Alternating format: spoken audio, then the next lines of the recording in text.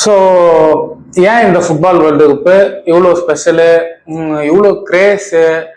ஏன்னா இது வந்து ஒன் லாஸ்ட் டைம்.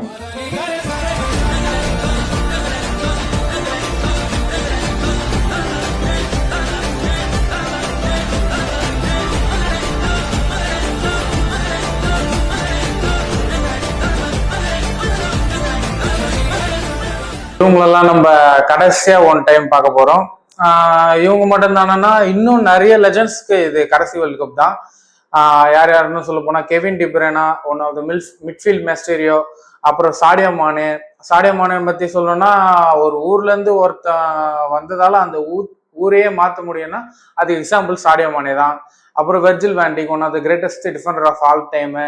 அப்புறம் எங்கோலோ காண்டே, ஒரு ஊதாரித்தனமான பிரான்ஸ் டீம்ல ஒரு பொலைட்ஃபுல்லான பிளேயர்னா நம்ம எங்கோலோ காண்டே தான்.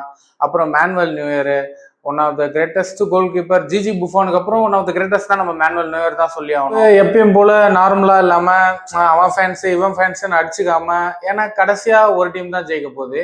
ஸோ நாளையிலேருந்து தொடங்க போகுது மேட்ச்சு, 11 ஜூன்லேருந்து தொடங்க போகுது. ஸோ டெய்லி அப்டேட்ஸ் வந்துனே இருக்க போது, எந்த டீமுக்கு எந்த அட்வான்டேஜ், டிஸ்அட்வான்டேஜ், வீக்னஸ் எல்லாமே பேச போகிறோம். ஸோ